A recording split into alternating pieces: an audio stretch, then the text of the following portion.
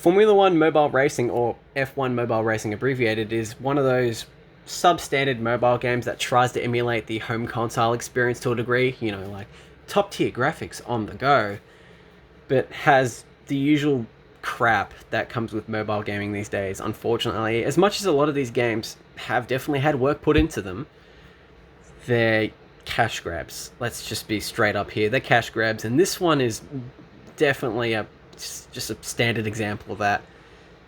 I mean, just look at the shop.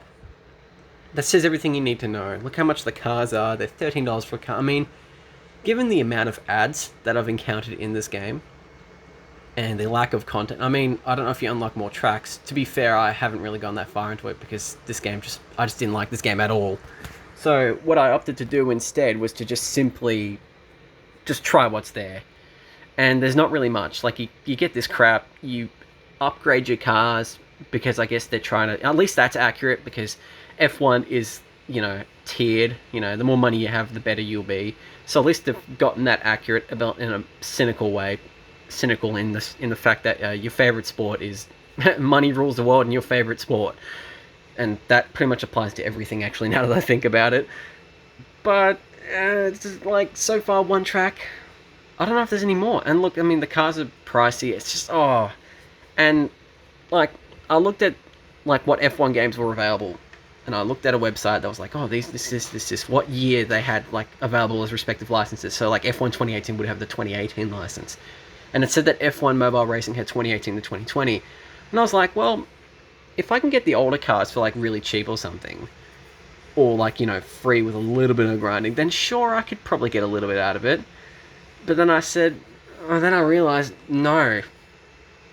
What's the point? And then I also said, why did I download this? Because it's just really not good. There's ads everywhere.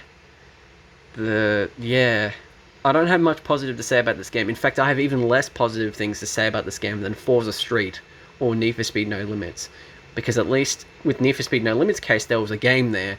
But with Forza Street, well, that's just slightly better than this because it's got Xbox achievements. That's actually probably the only reason why I actually didn't mind it. Because, it's nice to have a little bit of extra gamer score and stuff like that. But then again, I got that with Asphalt 9. So, here it is. The game, Formula 1 or F1 Mobile Racing. Running on a Nokia 8. And, I have to give the developers credit, Eden Games, who are most famously known for the Test Drive Unlimited series, but they also did Gear Club Unlimited on mobile and Nintendo Switch. And those games, that game's okay. It's another one of those typical free-to-play mobile races. But the Switch versions, they don't have microtransactions in them. They're sold as cartridges, and they're full-fledged, at least as full-fledged as they can get anyway. But they did work with that, and they're okay. But the visuals here are quite good. I was actually impressed, because usually they go, high-tier graphics and all that, and it's just... meh. It's not anything fantastic here, but at least there's some sort of attention to detail. Like with the tracks, to a degree. They seem to have done them alright. And the grandstands, everything's there. It's nice to see, even though it isn't like, F1 2020 on like Xbox One X or something like that, or a maxed out PC. The thought was there. And the gameplay itself isn't too bad. It's a lot more involved than Forza Street, because Forza Street was literally just press a button and like time it right. There was nothing to that game. It was visually interesting, even then barely, but at least this is a bit more involved, and the handling feels okay. Probably wouldn't feel like what an F1 car would actually feel like, and it most certainly doesn't feel like the F1 games on console or PC. But it's not half bad. And the cars are a lot slower at this point in the game. I feel like that's because you've got a basic car. And the fact this is a quote-unquote online duel where I quote-unquote search for a quote-unquote opponent, I'm 8 seconds ahead of them, and I'm not buying that shit. That's definitely a bot. Because it's designed to basically make you go, oh, maybe I'm good at this game. Maybe I'll just invest some more time into it, and have some fun out of it. And you're not going to have much fun out of this game. This is literally it. This is literally everything. And then on top of that, you get really annoying invasive ads. And to make matters worse, you pretty much always have to be online, even though, you know, there are single player modes and stuff like that. And there's a lot of loading screens and crap like that. I mean, I guess after this race, I at least got the option to make whatever name I wanted. So I just did this, even though I'm not going to play this game for much longer than all of this video. And I did have a chance to drive the Ferrari SF1000, which I thought was kind of funny because that car is hot garbage in the game. Not in the game, but in real life. It's not a great car. But as I flick through the menus, you'll immediately see that I just get ads, which is cool in the gang.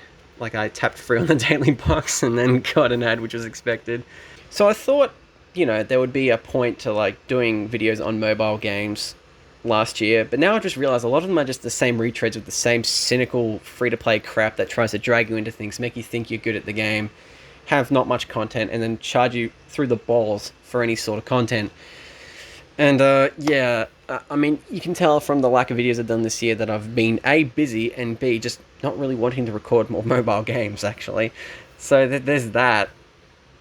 You just get to see... So I wanted to see if hard is actually hard, because a lot of games say hard is the hardest challenge you've ever hardened across, or some crap like that. I know that didn't make sense. That was intentional. But here we're proving it around Silverstone, which...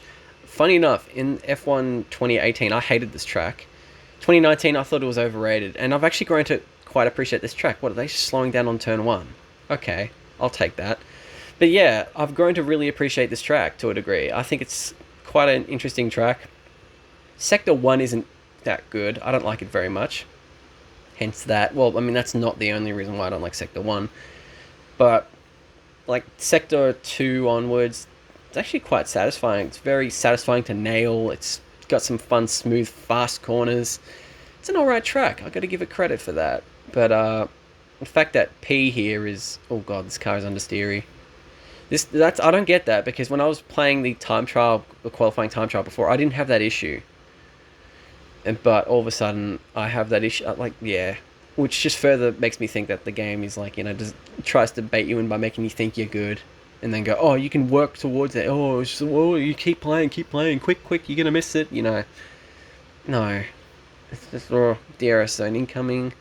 You see that? Oh, no, actually. The way they do it in the console games is actually kind of cooler in a way, because you have the little thing in the corner and the button pops up. And I mean, I'm so used to the DRS zones in the F1 games that I'm pretty much able to get it pretty quickly, even with that. Like, I'd hear the beep, and I'd go beep, and I'd press the Y button.